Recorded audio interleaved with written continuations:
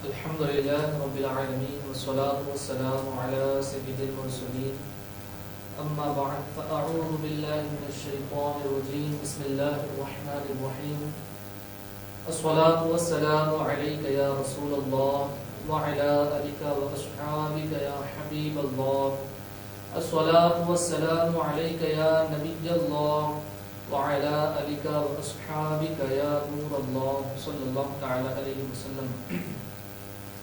آئیے پیارے پیارے اسلامی بھائیوں، آج ہم بہت ہی پیارا موضوع لے کر حاضر ہوئے ہیں. آقا کا مہینہ بہت ہی پیارا انشاءاللہ یہ موضوع رہے گا. آپ اس کو اچھی اچھی نیتوں کے ساتھ سماعت کریں.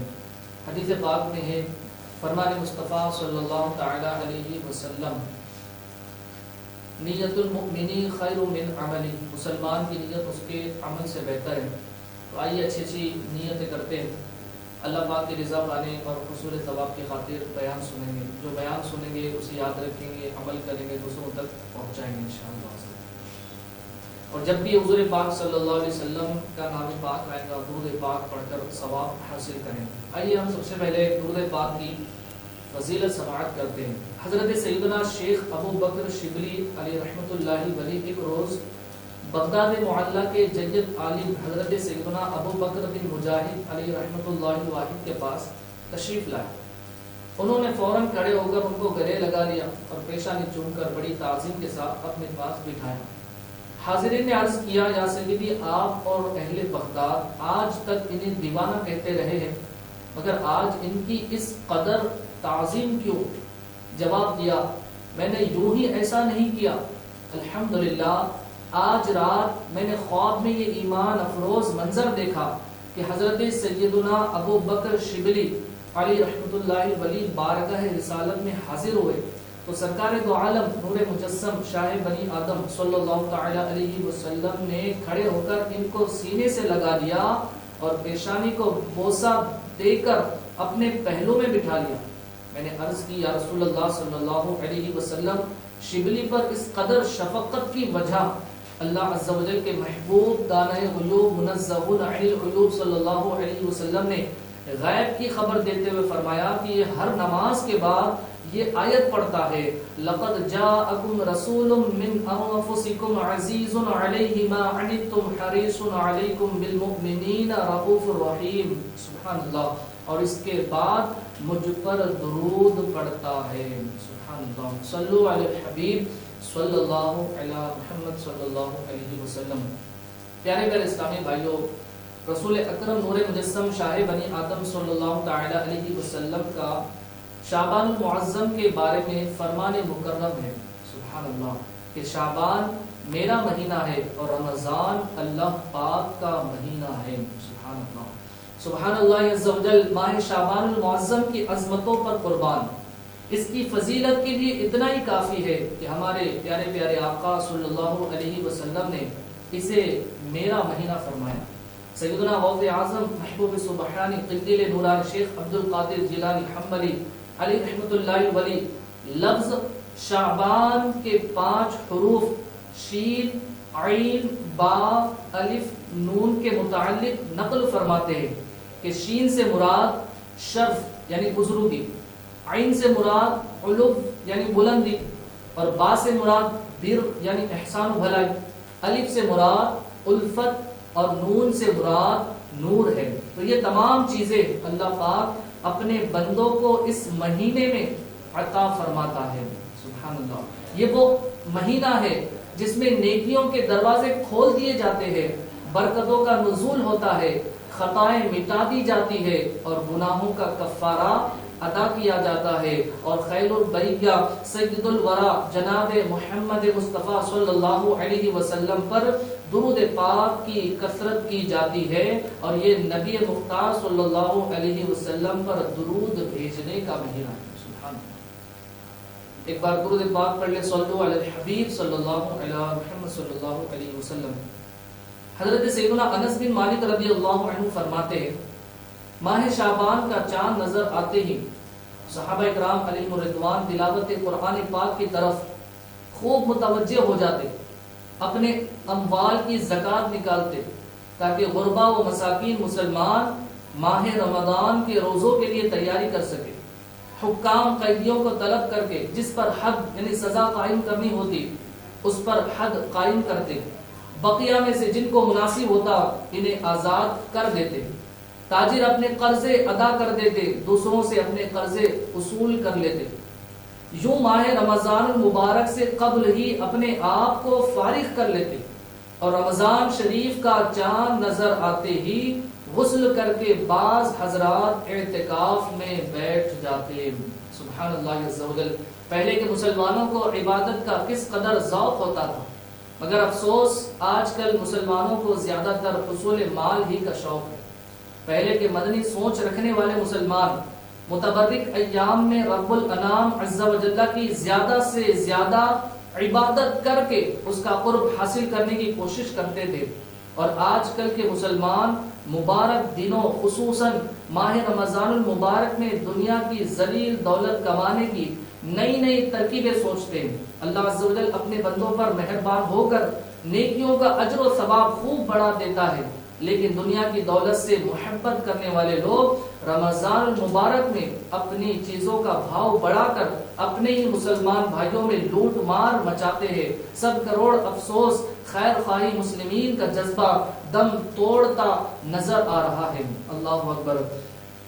اے خاصان رسول وقت دعا ہے، اے خاصان رسول وقت دعا ہے، امت پہ تیری آ کے عجب وقت پڑا ہے، امت پہ تیری آ کے عجب وقت پڑا ہے، جو دین بڑی شان سے نکلا تھا وطن سے، جو دین بڑی شان سے نکلا تھا وطن سے، پردیس میں وہ آج غریب الغربا ہے، پردیس میں وہ آج غریب الغربا ہے، فریاد ہے اے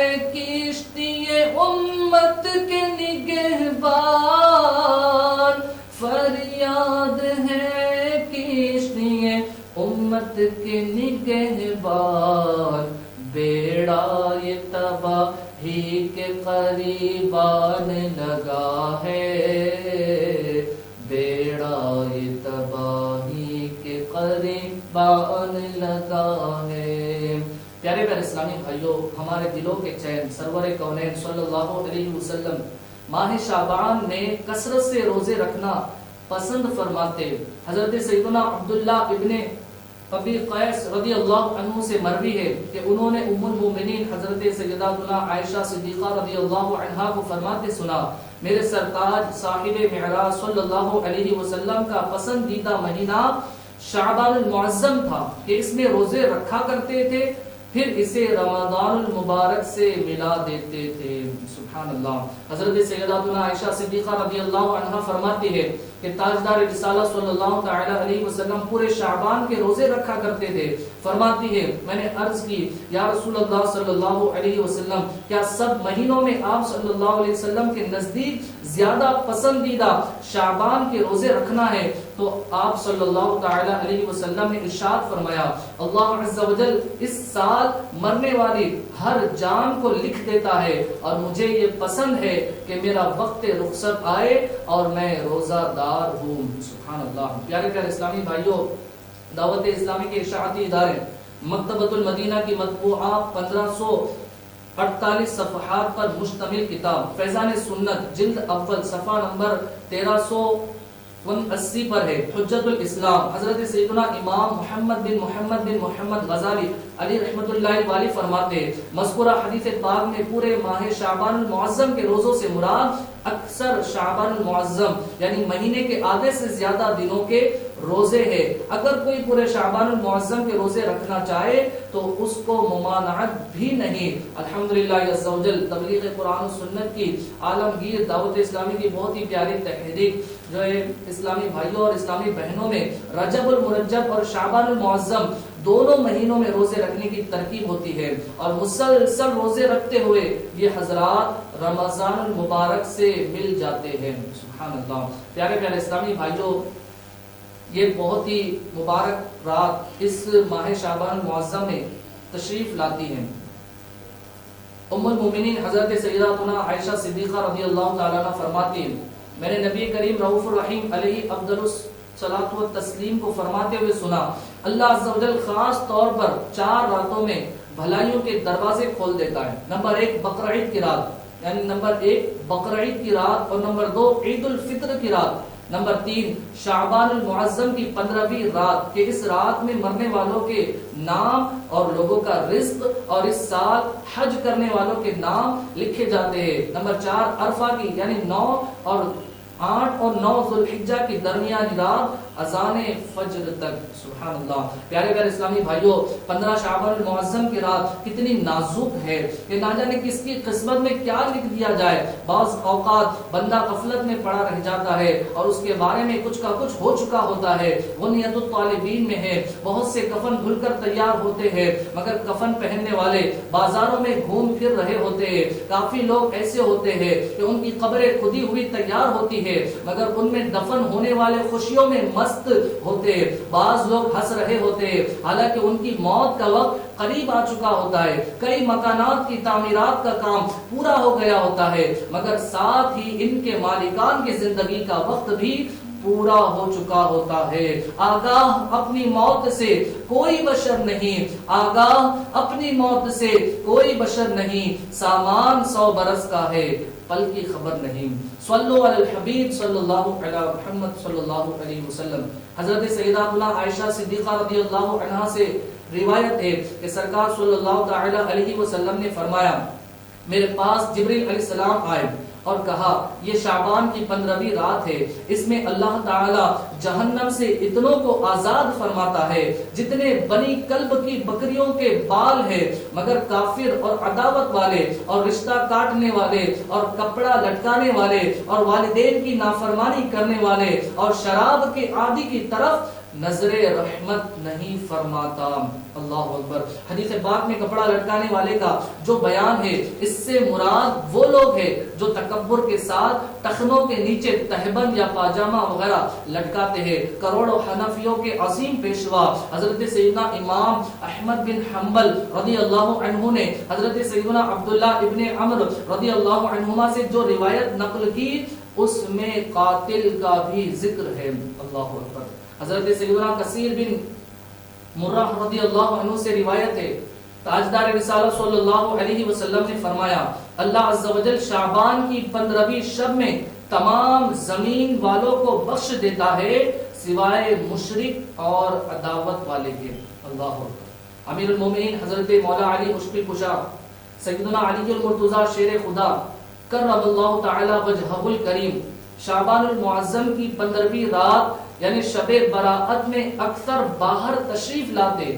ایک بار اسی طرح شب براءت میں باہر تشریف لائے اور آسمان کی طرف نظر اٹھا کر فرمایا، ایک مرتبہ اللہ کے نبی حضرت سیدنا داؤد علی نبینا وعلیہ الصلوۃ والسلام نے شعبان کی 15ویں رات آسمان کی طرف نگاہ اٹھائی اور فرمایا، یہ وہ وقت ہے کہ اس وقت میں جس شخص نے جو بھی دعا اللہ عز و جل سے مانگی اس کی دعا اللہ عز و جل نے قبول فرمائی، اور جس نے مغفرت طلب کی اللہ عز و جل نے اس کی مغفرت فرما دی، بشرط ہے کہ دعا کرنے والا عشار یعنی ظلمن ٹیکس لینے والا، جادوگر، کاہن اور باجا بجانے والا نہ ہو۔ پھر یہ دعا کی، اللہم رب داؤد اغفر لمن دعاک فی ہذہ اللیلۃ اب استغفرک فیہا، یعنی اے اللہ عز و جل، اے داؤد کے پروردگار، جو اس رات میں تجھ سے دعا کرے یا مغفرت طلب کرے تو اس کو بخش دے۔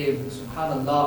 ہر خطا تو درگزر کر بے کس و مجبور کی، ہر خطا تو درگزر کر بے کس و مجبور کی، یا الہی مغفرت کر بے کس و مجبور کی۔ پیارے پیارے اسلامی بھائیوں، شب براءت بے حد اہم رات ہے، کسی صورت سے بھی اسے غفلت میں نہ گزارا جائے۔ اس رات خصوصیت کے ساتھ رحمتوں کی چھما چھم برسات ہوتی ہے۔ اس مبارک شب میں اللہ تبارک و تعالی بنی کلب کی بکریوں کے بالوں سے بھی زیادہ لوگوں کو جہنم سے آزاد فرماتا ہے۔ کتابوں میں لکھا ہے قبیلہ بنی کلب قبائل عرب میں سب سے زیادہ بکریاں پالتا تھا۔ کچھ بدنصیب ایسے بھی ہے جن پر اس شب براءت یعنی چھٹکارا پانے کی رات بھی نہ بخشے جانے کی وعید ہے۔ حضرت سیدنا امام بہقی شافعی علیہ رحمۃ اللہ قوی فضائل الاوقات میں نقل کرتے ہیں رسول اکرم نور مجسم صلی اللہ علیہ وسلم کا فرمان عبرت نشان ہے 6 آدمیوں کی اس رات بھی بخشش نہیں ہوگی۔ اللہ اکبر، اتنی مبارک رات ہے جس میں اللہ پاک نے اللہ کے حبیب صلی اللہ علیہ وسلم نے فرمایا کہ اللہ تبارک و تعالی بنی کلب کی بکریوں کے بالوں سے بھی زیادہ لوگوں کو جہنم سے آزاد فرماتا۔ اللہ اکبر۔ اور بنی جو قبیلہ بنی کلب تھا یہ قبائل عرب میں سب سے زیادہ بکریاں پالتا تھا۔ اللہ اکبر۔ تو اتنی مبارک رات میں کچھ ایسے بھی بدنصیب لوگ ہیں جن کی مغفرت نہیں ہوگی۔ امام بہقی رحمۃ اللہ علیہ نقل کرتے ہیں رسول اکرم صلی اللہ علیہ وسلم کا فرمان عبرت نشان ہے 6 آدمیوں کی اس رات میں بخشش نہیں ہوگی۔ نمبر 1 شراب کا عادی، نمبر 2 ماں باپ کا نافرمان، نمبر 3 زنا کا عادی، نمبر 4 قطع تعلق کرنے والا، نمبر 5 تصویر بنانے والا، اور نمبر 6 چغل خور۔ اسی طرح کاہن، جادوگر، تکبر کے ساتھ پاجامہ یا تہبند ٹخنوں کے نیچے لٹکانے والے اور کسی مسلمان سے بغض و کینہ رکھنے والے پر بھی اس رات مغفرت کی سعادت سے محرومی کی وعید ہے۔ چنانچہ تمام مسلمانوں کو چاہیے کہ متذکرہ گناہوں میں سے اگر معاذ اللہ کسی گناہوں میں ملوث ہو تو وہ بالخصوص اس گناہ سے اور بالعموم ہر گناہ سے شب براءت کے آنے سے پہلے بلکہ آج اور ابھی سچی توبہ کر لے، اور اگر بندوں کی حق تلافیہ کی ہے تو توبہ کے ساتھ ساتھ ان کی معافی تلافی کی ترکیب بھی فرمائے۔ اللہ اکبر۔ پیارے پیارے اسلامی بھائیوں، امام اہل سنت رحمت اللہ تعالی علیہ کا پیام تمام مسلمانوں کے نام، میرے آقا اعلی حضرت امام اہل سنت ولی نعمت عظیم البرکت عظیم المرتبت پروانہ شمع رسالت مجدد دین و ملت حامی سنت حامی بدعت پیر طریقت باعث خیر و برکت حنفی مذہب کے عظیم عالم اور مفتی حضرت علامہ مولانا الحاج الحافظ القاری الشاہ امام احمد رضا خان علیہ رحمت الرحمان نے اپنے ایک ارادت مند یعنی معتقد کو شب براءت سے قبل توبہ اور معافی تلافی کے تعلق سے ایک مکتوب شریف ارسال فرمایا جو کہ اس کی افادیت کے پیش نظر حاضر خدمت ہے۔ چنانچہ کلیات مکاتب رضا صفحہ 356 تا 357 پر ہے۔ شب برات قریب ہے، اس رات تمام بندوں کے اعمال حضرت عزت میں پیش ہوتے ہیں۔ مولا عز و جل بطوفیل حضور صلی اللہ علیہ وسلم مسلمانوں کے ذنوب یعنی گناہ معاف فرماتا ہے، مگر چند ان میں وہ دو مسلمان جو باہم دنیاوی وجہ سے رنجش رکھتے ہیں فرماتا ہے ان کو رہنے دو جب تک آپس میں صلح نہ کر لے۔ لہٰذا اہل سنت کو چاہیے کہ حتی الوسع قبل غروب آفتاب 14 شعبان باہم ایک دوسرے سے صفائی کر لے، ایک دوسرے کے حقوق ادا کر دے یا معاف کروا لے کہ بإذنہ تعالی حقوق العباد سے صحائف اعمال یعنی اعمال نامے خالی ہو کر بارگاہ عزت میں پیش ہو۔ حقوق مولا تعالی کے لیے توبہ صادقہ یعنی سچی توبہ کافی ہے۔ حدیث پاک میں ہے التائب من الذنب کمن لا ذنب له، یعنی گناہ سے توبہ کرنے والا ایسا ہے جیسے اس نے گناہ کیا ہی نہیں۔ ایسی حالت میں بإذنہ تعالی ضرور اس شب میں امید مغفرت تامہ یعنی مغفرت کی پکی امید ہے، بشرط صحت عقیدہ یعنی عقیدہ درست ہونا شرط ہے۔ وَهُوَ الْغَفُورُ الرَّحِيمُ، اور وہ گناہ مٹانے والا رحمت فرمانے والا ہے۔ یہ سب مصالحت اخوان یعنی بھائیوں میں صلح کروانا اور معافی حقوق بحمد تعالی یہاں سالہ سال جو دراز یعنی کافی برسوں سے جاری ہے۔ امید ہے کہ آپ بھی وہاں کے مسلمانوں میں اس کا اجرا کر کے جو اسلام میں اچھی راہ نکالے اس کے لیے اس کا ثواب ہے، اور قیامت تک جو اس پر عمل کرے ان سب کا ثواب ہمیشہ اس کے نامہ اعمال میں لکھا جائے، بغیر اس کے کہ ان ثوابوں میں کچھ کمی آئے کہ مصداق ہو۔ اور اس فقیر کے لیے عفو و عافیت دارین کی دعا فرمائے۔ فقیر آپ کے لیے دعا کرتا ہے، اور انشاءاللہ عز و جل اللہ کرے گا سب مسلمانوں کو جو سمجھا دیا جائے کہ وہاں یعنی بارگاہ الہی میں نہ خالی زبان دیکھی جاتی ہے، نہ نفاق پسند ہے، صلح و معافی سب سچے دل سے ہو، والسلام۔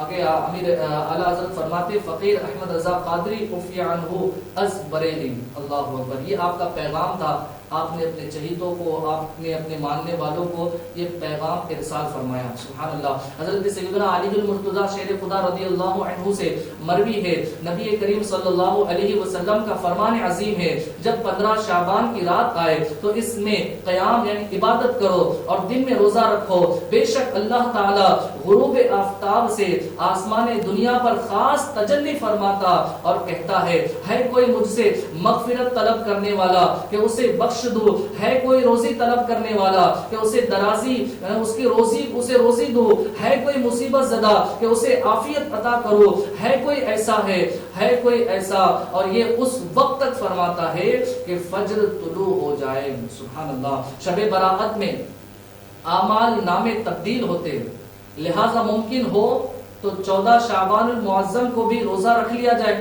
تاکہ اعمال نامے کے آخری دن میں بھی روزہ ہو۔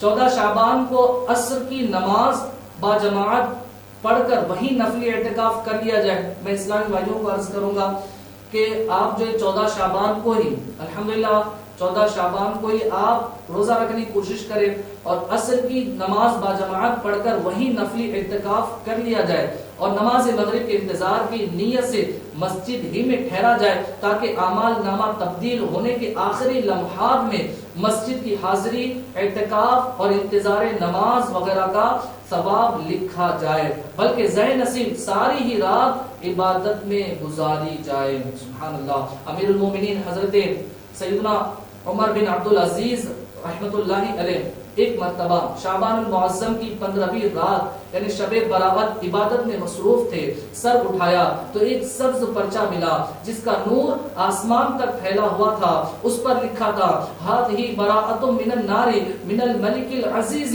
لعبدہ عمر بن عبد العزیز، یعنی خدائے مالک و غالب کی طرف سے یہ جہنم کی آگ سے آزادی کا پروانہ ہے جو اس کے بندے عمر بن عبد العزیز کو عطا ہے۔ سبحان اللہ، سبحان اللہ۔ پیارے اسلامی بھائیوں، اس حکایت میں جہاں امیر المومنین سیدنا عمر بن عبد العزیز رضی اللہ عنہ کی عظمت و فضیلت کا اظہار ہے، وہیں شب برات کی رفعت و شرافت کا بھی ظہور ہے۔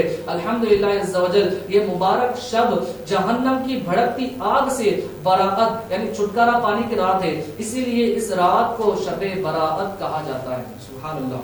الحمدللہ، بزرگان دین کا ایک معمول بھی ہوا کرتا تھا، شب برات میں اولیاء کرام کا معمول ہوا کرتا تھا کہ آپ 6 رکعت نوافل پڑھا کرتے۔ معمولات اولیاء کرام رحمہم السلام سے ہے کہ مغرب کے فرض و سنت وغیرہ کے بعد 6 رکعت نفل 2 رکعت کر کے ادا کیے جائیں۔ پہلی 2 رکعتوں سے پہلے یہ نیت کیجیے یا اللہ عز و جل ان 2 رکعتوں کی برکت سے مجھے درازی عمر بالخیر عطا فرما۔ دوسری 2 رکعتوں میں یہ نیت فرمائیں یا اللہ پاک ان 2 رکعتوں کی برکت سے بلاؤں سے میری حفاظت فرما۔ تیسری 2 رکعت کے لیے یہ نیت کیجیے یا اللہ عز و جل ان 2 رکعتوں کی برکت سے مجھے اپنے سوا کسی کا محتاج نہ کر۔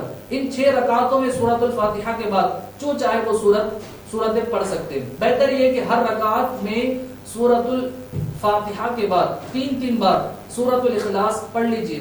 ہر 2 رکعت کے بعد 21 بار قل هو اللہ احد پوری سورت یا 1 بار سورہ یاسین شریف پڑھیے، بلکہ ہو سکے دونوں ہی پڑھ لیجیے۔ یہ بھی ہو سکتا ہے کہ کوئی ایک اسلامی بھائی بلند آواز سے یاسین شریف پڑھے اور دوسرے خاموشی سے یعنی خوب کان لگا کر سنیں۔ اس میں یہ خیال رہے کہ دوسرا اس دوران زبان سے یاسین شریف بلکہ کچھ بھی نہ پڑھے، اور یہ مسئلہ خوب یاد رکھیے کہ جب قرآن کریم بلند آواز سے پڑھا جائے تو جو لوگ سننے کے لیے حاضر ہے ان پر فرض عین ہے کہ چپ چاپ خوب کان لگا کر سنیں. انشاءاللہ عز و جل رات شروع ہوتے ہی ثواب کا انبار لگ جائے گا. ہر بار یاسین شریف کے بعد دعائے نصف شعبان بھی پڑھ لیجئے. سبحان اللہ. تو نصف شعبان کی بھی دعا پڑھے, سورہ یاسین بھی پڑھے. 6 رکعت نفل کے تعلق سے ہم نے سنا.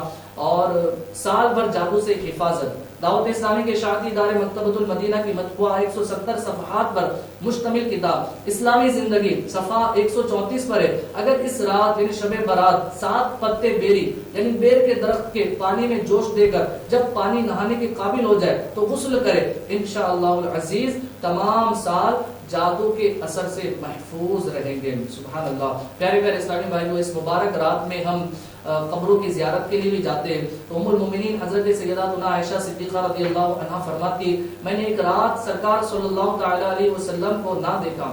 اللہ اکبر. حدیث پاک بھی طویل ہے. تو قبرستان بھی اس مبارک جو رات میں آپ جائیں اور جا کر اپنے مرحومین کے لیے ایصال ثواب کریں. ہمارے یہاں معمول بھی ہوتا ہے کہ ہم قبرستان جاتے ہیں, انہیں ایصال ثواب کرتے ہیں, انہیں جو ہے قرآن پڑھ کر, ہم سورہ یاسین پڑھ کر, ذکر و اذکار پڑھ کر ایصال ثواب کرتے ہیں. پیارے اسلامی بھائیو, اور جو اس بیان کو سن رہے ہیں اس ٹاپک پر, تو اس مبارک رات میں ہم اہتمام کے ساتھ, اسلامک بہنیں بھی اپنے اپنے گھروں میں بڑے اہتمام کے ساتھ عبادت میں مصروف عمل رہے. اس رات کو یوں ہی نہ گزاریں. بہت پیاری رات ہے, رحمت کی چھما چھم بارش ہونے والی رات ہے. عبادت کرے, ذکر و اذکار کرے, کثرت سے نوافل پڑھے اور اللہ پاک کی بارگاہ میں مغفرت کی دعا کرے. ہو سکے تو 14 شعبان المعظم کا بھی روزہ رکھے, 15 کا بھی روزہ رکھے. سبحان اللہ. اس مبارک رات میں جو عبادت کرے, اللہ پاک اتنے لوگوں کو عذاب فرماتا ہے کہ بنی قلب کے جو بکریاں ان کے بالوں سے بھی زیادہ اللہ پاک اس مبارک رات میں جہنم سے آزاد فرماتا ہے. میں اسلامی بھائیوں کو بھی عرض کروں گا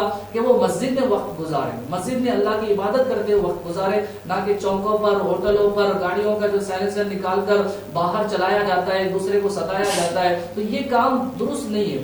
یہ رات جگنے کی رات ہے, تو یہ جگنا اس سے مراد یہ نہیں کہ ہم باہر جگیں, بلکہ ہم اللہ پاک کی عبادت میں جگ کر گزاریں. اگر اس سے جگنا نہیں ہوتا ہے تو وہ یوں کر لے کہ یار رات جو عشاء کی نماز آپ پڑھ لے, کچھ نوافل پڑھ لے, پھر آپ فجر کی جماعت سے نماز پڑھنے کی نیت سے آپ آرام کر لیں. کیونکہ احادیث میں یہ بھی آیا کہ جو عشاء کی نماز باجماعت ادا کرتا ہے تو گویا اس نے آدھی رات عبادت کی, اور جس نے فجر کی نماز باجماعت ادا کی گویا اس نے ساری رات اللہ کی عبادت میں گزاری. یہ بھی احادیث میں ملتا ہے. تو جس سے نہیں ہو سکتا ہے تو وہ یہ غلط کام کرنے کے بجائے آرام کر لے. تو قبرستان پیارے اسلامی بھائیوں ہم جاتے ہیں. آئیے کچھ قبرستان جانے کے ہم مدنی پھول سنتے اور اپنے بیان کے اختتام کی طرف لاتے. نبی کریم صلی اللہ علیہ وسلم کا فرمان معظم ہے, میں نے تم کو زیارت قبور سے منع کیا تھا, اب تم قبروں کی زیارت کرو کہ وہ دنیا میں بے رغبتی کا سبب ہے اور آخرت کی یاد دلاتی ہے. نمبر 2, ولی اللہ کے مزار شریف یا کسی بھی مسلمان کی قبر کی زیارت کو جانا چاہیے. تو مستحب یہ کہ پہلے اپنے مکان پر غیر مکروہ وقت میں 2 رکعت نفل پڑھے.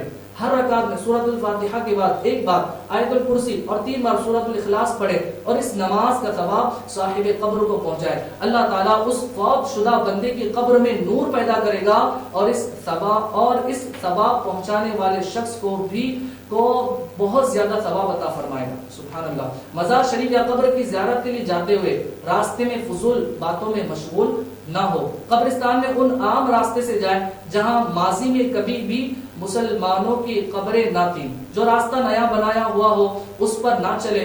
رد المختار میں ہے, قبرستان میں قبریں جو پاٹ کر جو نیا راستہ نکالا گیا ہو اس پر چلنا حرام ہے, بلکہ نئے راستے کا صرف گمان غالب ہو تب بھی اس پر چلنا ناجائز و گناہ ہے. تو اس طرح آپ قبرستان میں داخل ہو اور وہاں جا کر کھڑے ہو کر سورۃ الفاتحہ, آپ کو جو بھی آتا ہے کچھ اللہ کا ذکر کرے, سورۃ الفاتحہ پڑھے, سورۃ الاخلاص پڑھے, اور جتنے ہمارے مرحومین ہیں, کل مومنات کل مومنین ہیں, ان تمام کو آپ ایصال ثواب کرے. اسلامی بہنیں گھروں میں پڑھتی ہیں جو, وہ بھی آپ ایصال ثواب کرے. جب ہم قبرستان میں داخل ہو تو قبر والوں کے جو منہ کی طرف کھڑے ہو کر یوں کہے, السلام علیکم یا اہل القبور یغفر اللہ لنا ولکم انتم لنا سلف ونحن بالاثر. یہ دعا ہے، اس کو آپ پڑھیں اور اپنے مرحومین کو زیادہ سے زیادہ آپ کی ایصال ثواب کریں اور اس مبارک رات کی قدر کرتے ہوئے عبادت میں اپنے آپ کو گزارنے کی کوشش کریں. اللہ پاک سے دعا ہے کہ جو ہم نے بیان سنا ہے، جو میں نے بیان کیا ہے، اس میں کہنے سننے میں جو بھی غلطیاں میں تمام کو معاف فرمائے اور اس پر ہم سب کو عمل پیرا ہونے کی توفیق عطا فرمائے اور اس مبارک رات کی ہم سب کو قدر کرتے ہوئے عبادت میں گزارنے، فضولیات سے بچاتے ہوئے گزارنے کی توفیق عطا فرمائے اور اس مبارک رات کی فیوز و برکات ہم سب کو نصیب فرمائے اور ہمارے والدین، بھائیوں بہنوں کی تمام امت مسلمہ کی مغفرت فرمائے. ہماری نیک دل جائز تمناؤں کو، مرادوں کو، دعاؤں کو، التجاؤں کو پورا عطا فرمائے. آمین آمین بجاہ النبی الامین بحق لا الہ الا اللہ محمد